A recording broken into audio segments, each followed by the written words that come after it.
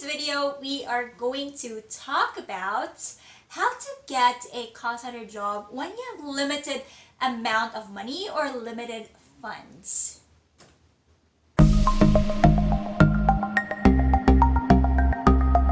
Hi Ninja, welcome back to my channel. This is Rhea once again, and you're still watching Call Center Ninja. In this channel, we're all about call center tips, lifestyle, career, so that you can enjoy and survive, right? I know, it is very difficult to look for a job when you don't have money or when you have limited funds only. But how do you really look for a job, apply for a call center job when you don't have money at all?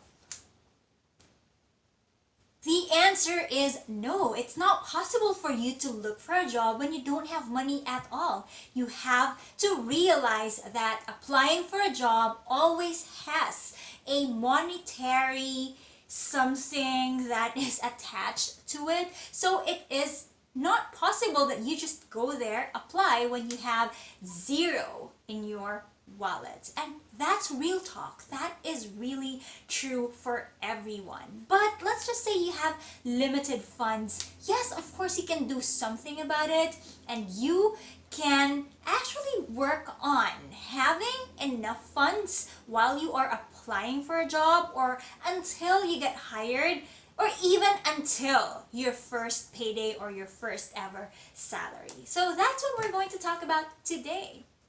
I know a lot of people who have been discouraged from applying for a call center job or any type of job because they don't have money to go to the company, they don't have money for fare, for allowance, or they only have limited funds, and those funds are for their everyday use, and that is totally understandable.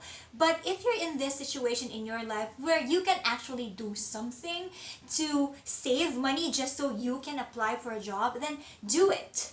So here's my tip number one: sell something. Sell your personal belongings, or if you decide to sell something that is not your own, make sure you ask permission from that person before you sell it. So you need money, right? Then the easiest way for you to get money is to sell something. If you own something that has value and you cannot let it go by selling it, then perhaps you can go to the pawn shop and pawn it. If it really has value, then that's instant cash that you can use so that you can apply for a job. Right? There are different ways to sell something. You can sell it online, you can sell it to your relatives, to your friends, and you can even tell them that you are selling it because you just really need the funds to start applying for a job so that you can earn stable income after that. Now, if you decide to pawn your stuff, then just tell yourself that this is your motivation. For your first pay, at least you can set aside some funds to claim that stuff that you have pawned. Tip number two, learn to budget your money or your expenses. So let's just say you have limited funds and you have earned some funds from selling your stuff or your personal belongings. Then you have to prioritize. Your goal here is to apply for a call center job or any other type of job that you like. And then you only have limited funds. So the money that you have saved or earned from selling something or from pawning your stuff, then make sure that you have already budgeted it so that you will not be distracted and you will not spend it for something that you have not planned beforehand.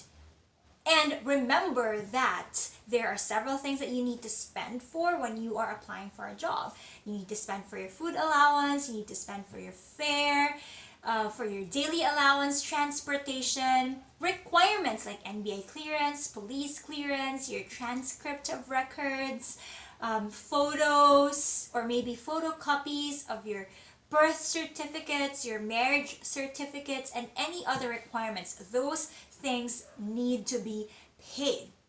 But I have read recently that at least here in the Philippines, if you're a fresh graduate, then those requirements will be waived for you, meaning sooner or maybe later you will not have to pay for those requirements anymore. Let's hope that that's going to happen sooner so that it's going to be deducted from your budget. But as of the moment, we don't have a word about that yet. So yes, spend your funds the right way and do not get distracted by buying things that you do not need. Remember, you need to get a job first.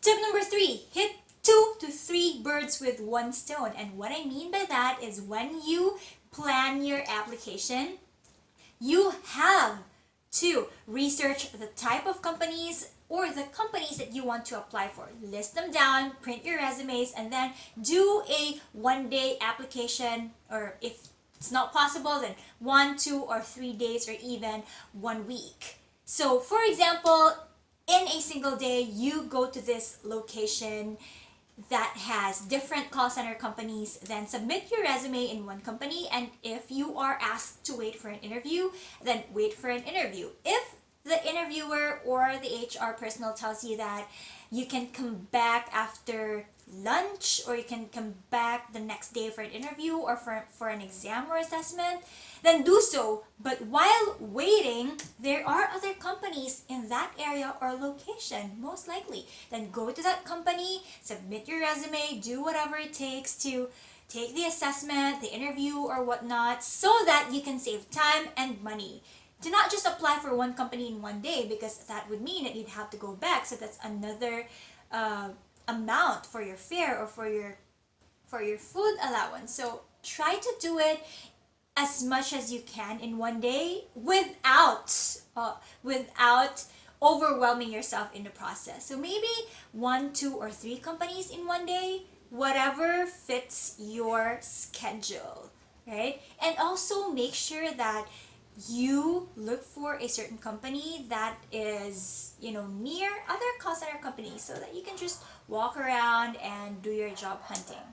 Tip number 4, prepare for your application day. So of course, you are going to apply for 1, 2, 3 companies during the day. Then to save money and to save time, make sure you pack your own food. You can eat in a place that is not so expensive. You can bring your own snacks, because you will have some wait time in between, like when you're waiting for your turn for the interview or while waiting for the results and things like that. And you can also prepare your mode of entertainment. You can bring a book, you can also bring your headphones, you can listen to music, watch movies, and things that will keep you relaxed while you're waiting for your turn. But also things that will not make you distracted like that, because of course you have to focus because you have an interview and you have some assessments to take. And that way you can save money because you already prepared everything beforehand. Tip number 5 is probably the last resort, because this is something that I would not advise if you don't really need it.